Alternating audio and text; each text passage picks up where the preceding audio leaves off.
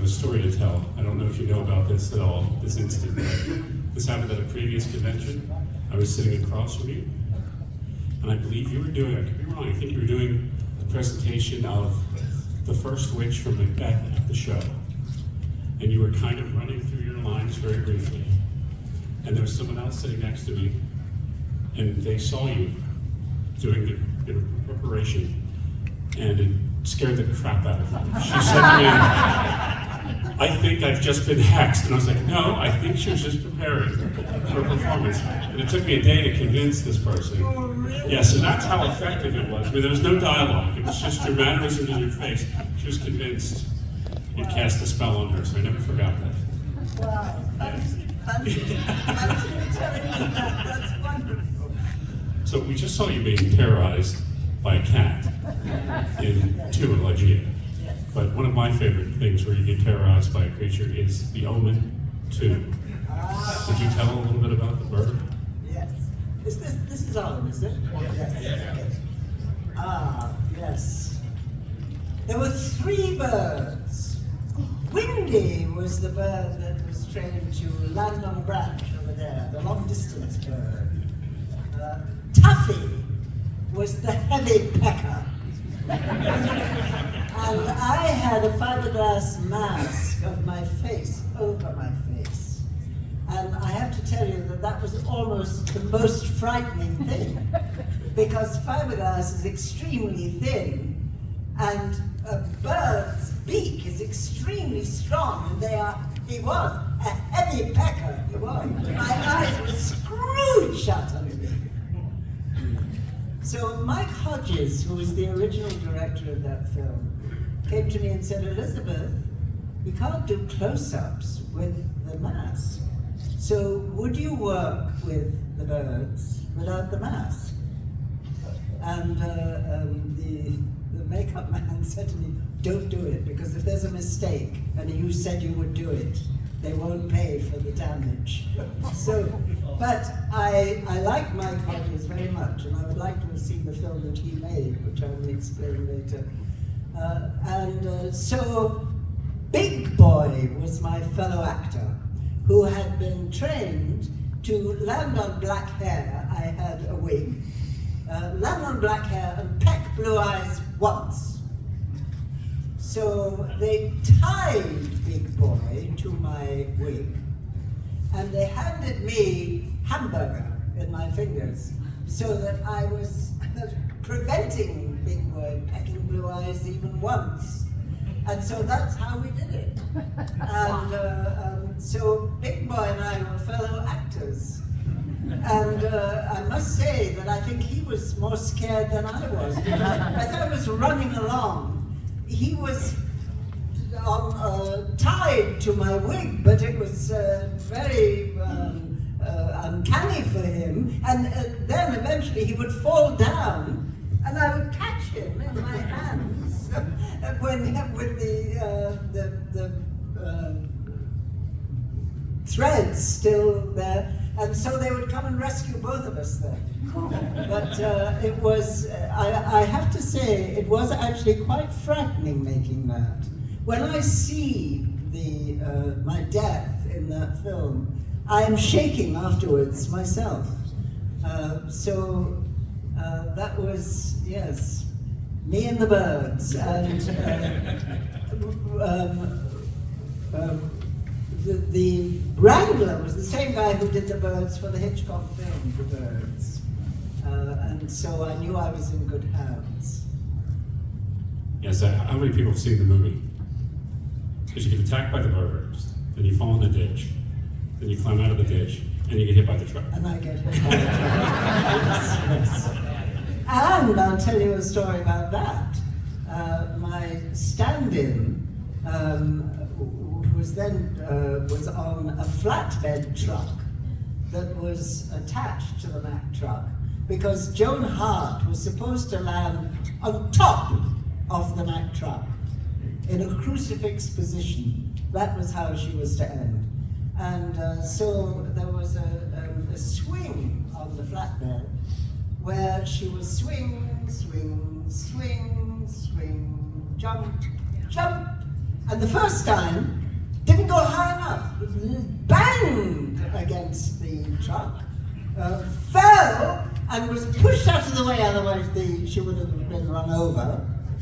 Immediately, very bravely got up and said, oh, now let's do it properly. And she did swing, swing, swing, swing, and landed on top of the truck. But they liked the accident better. So what you see in the film is somebody actually nearly getting killed. So she was very brave, that stunt woman. Yes. I also would love to know a little bit more about your involvement with the Avengers. The Avengers, yes, yes. Julian Wintle was the new producer, and so he came to me, he cast me, I was very, very big on television at the time, and so he cast me as Emma Peel, and said, Elizabeth, we're going to be doing it on film, not tape, so it's going to be ever so much better. And the fatal words, I welcome your own ideas, he said. And I took him at his word. I was very excited, and so I inundated him with ideas.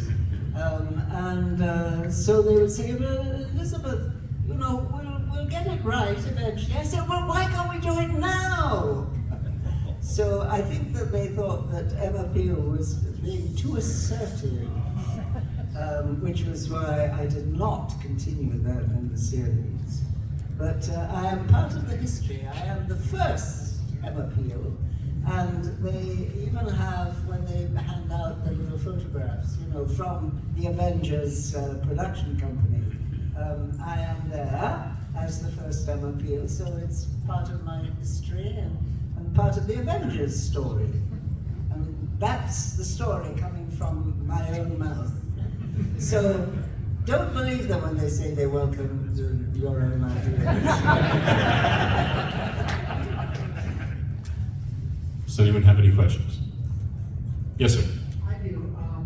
Given that you were involved in the Avengers TV show and also the Avengers cartoon in the late 90s. Oh, that's right, yes. Would you be the first individual to be involved with the TV show and the Marvel Comics Avengers? Maybe. Maybe I shall put that on my resume. Pretty good double scoop. Yes. That's true, because the other Avengers I did, the novel that you said, that went very smoothly. There was no problem there. I also enjoyed, you did an episode of the Secret Adventures of Jules Verne, which I always wish they could put back out again. And, Yes. Yes, and you played the most annoying woman in England, they said. That was really Yes. You know, how many of you did actually see the film Ligeia that was just playing here? And if you hadn't seen it here, you may well have seen it. I just want to talk a little bit about that film, because I was, as I said when I introduced it, we have just lost Roger Corman and Robert Town, and of course we lost Vincent a long time ago. But I'm very proud of that film. I love that film, and I really believe it has stood the test of time. Roger had made this whole series of Poe films, which I'm sure you know, and this being the last one, he wanted to make it the best. We were in England, and for once, we actually went on location, and we had a whole week on location. So Castle Acre, which was the abbey, apparently all the Poe films that they had made, Roger and Vincent longed to work in a real ruin, and so that's what we did. But I must say that when I first was cast, the first thing I did was read the Edgar Allan Poe story of Ligeia, Well, Ligeia is absolutely the beloved and the heroine, and Rowena is just a supporting player, very, very, very, very supporting player. And so when I read the script of the film, and Ligeia was in the background with this influence on Verdun, and Rowena became the heroine, I said to Roger, but this isn't right. Because you are not doing justice to Ligeia, who is the wonderful one. And he said, well, Elizabeth, an opium dream isn't quite cinematic material. So he said that Robert Town and I substituted mesmerism instead, which again was in period. And so it became a different story. But because I had read the original, it meant that the times when I appeared as Ligeia, and certainly when I spoke as Ligeia, I knew who Ligeia was. So the dual role was a treat and a challenge too, to do both. But Robert Town indeed did write a beautiful love story. But tomorrow at 2 o'clock, I will be reading the original Edgar Allan Poe story of Ligeia. So I hope you will come and hear that too. But I do think that Roger he did make a very classy film for the last one. And it just stood the test of time, and I'm very proud of it. And I also have to say how thrilled I am to be here. As I said earlier, I almost wasn't today because of the planes being cancelled and everything. But when I first started coming to these conventions, I had no idea how much these films are loved. And to meet you, the fans, is such a treat for me. Because, you know, acting in the theatre, I meet my audience, but on screen, I don't. But here, I do. And I am so, I thank you for loving the film so much and for supporting us. Because, you know, we actors, we need our audience. So, thank you. And I'm really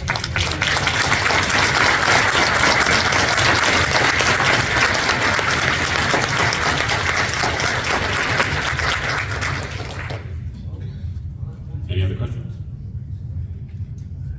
Yes, sir. Yes, Shepard, I've seen this film many times, and one of the things that struck me as I watched it this time was the use of costumes.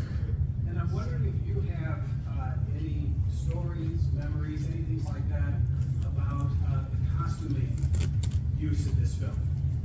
could you say that again? I was wondering if you could comment about the costumes. The costumes? Yes. Yes. Marvelous.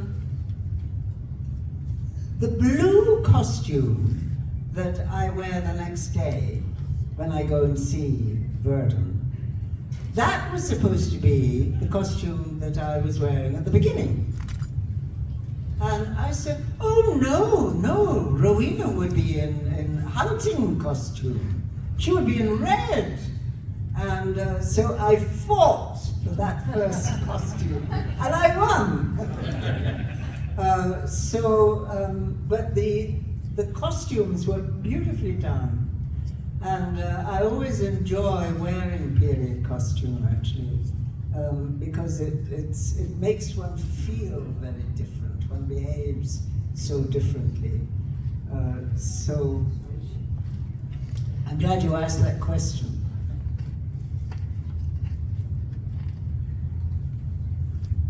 Any other questions? And I also should say, talking about the hunting costume, I'm not a horse rider.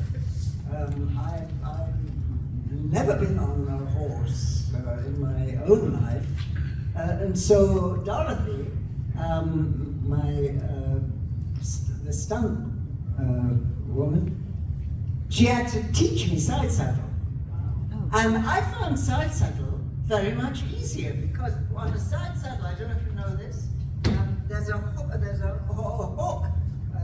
that goes over here. So this knee is braced on a hook, and this has a hook. Your foot is in the saddle, and there's a brace here, so you're braced with both legs. And I felt safer on a side saddle than astride, quite honestly. And so there were three, because I wasn't a rider, Dorothy was supposed to do most of the riding. So there were three horses. There was the horse for the hunt, and Dorothy did do the hunt, yes. And Dorothy did leap over the wall, over the hedge. And then there was a sprightly horse, and then there was a very lethargic horse. A safe horse that was supposed to be my horse, while she would ride into the shot on the sprightly one. And I looked at my horse and I said, Rowena would be seen dead on that horse. So I rode the sprightly horse, and I did most of the riding, and I then loved it. Because, you know, when you're playing a role, you turn into that person. Rowena wasn't a bit frightened on the horse. So there I was. And then, when I made another film, whose name is escaping me, it was called Invitation to the Wedding, that was made in England. And I was playing the lady of the manor, and there was a hunt. And so I said, oh, well, I only ride side saddle. And they said, oh, that's very fashionable now. So they said, oh, well, you can do the hunt then. Well, I should have kept my mouth shut.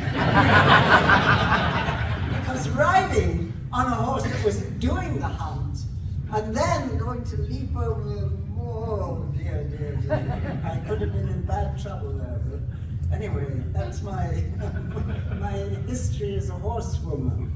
But I was very proud of Rowena and her horsemanship.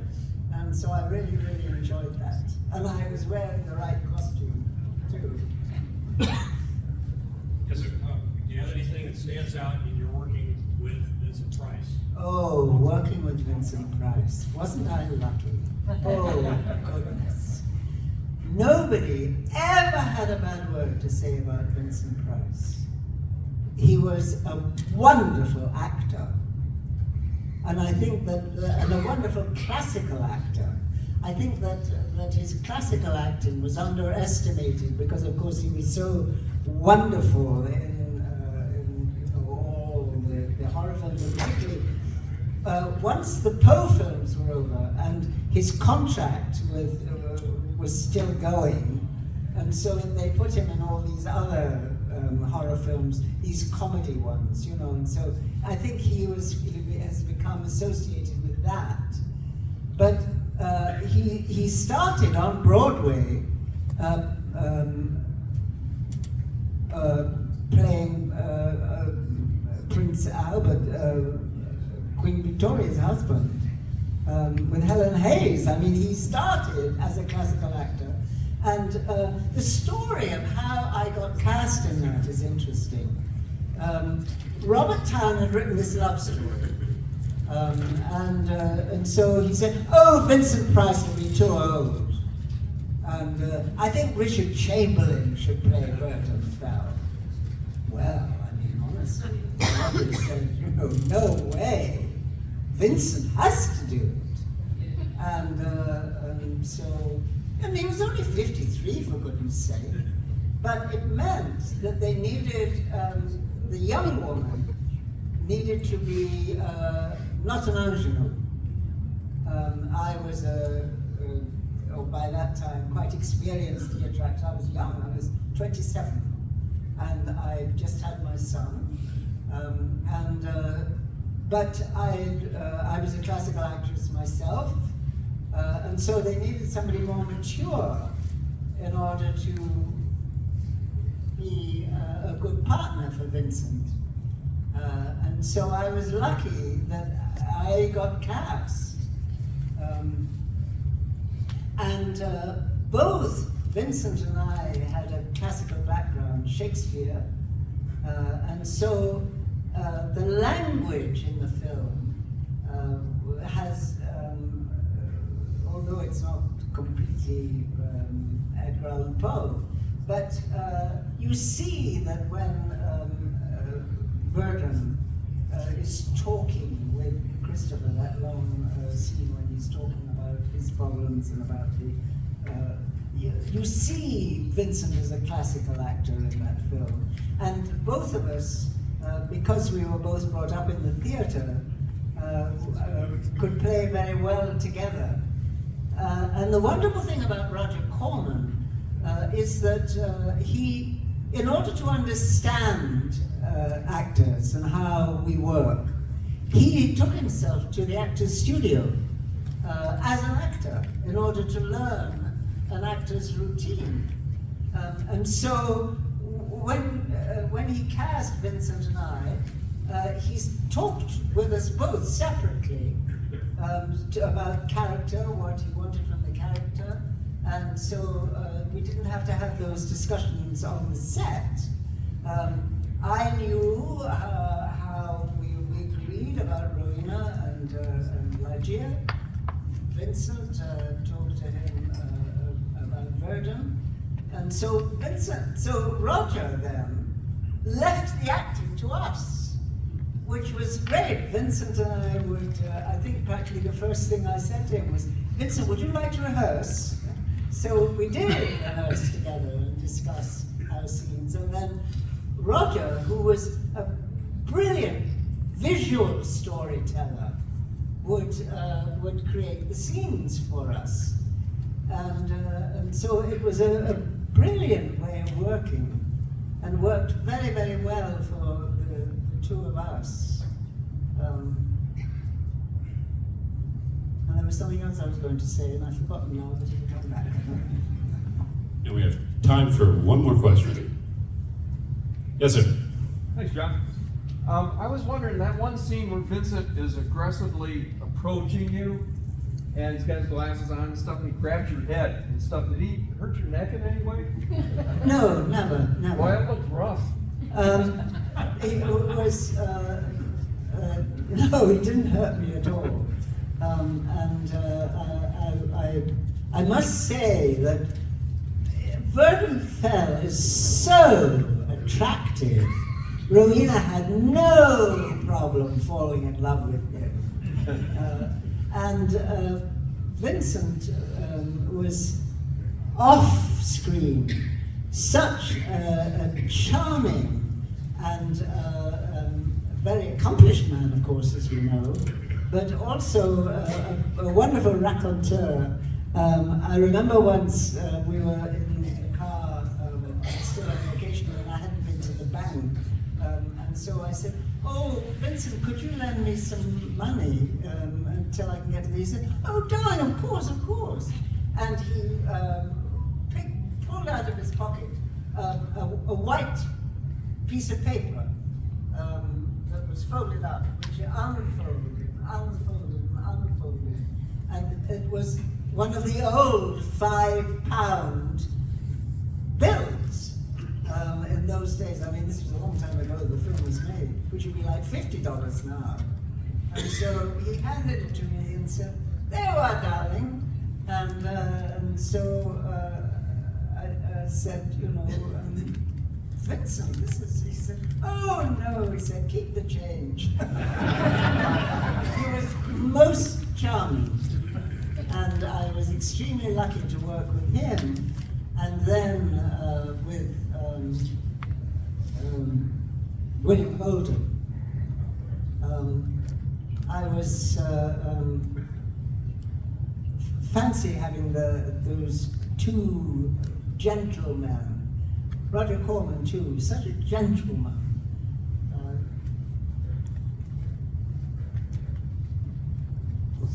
And I believe Ron has his special presentation he would like to make for you. And we have Mrs. Monsterback, Ursula Adams, with some fine chocolates from the Pink House in Pittsburgh for Elizabeth.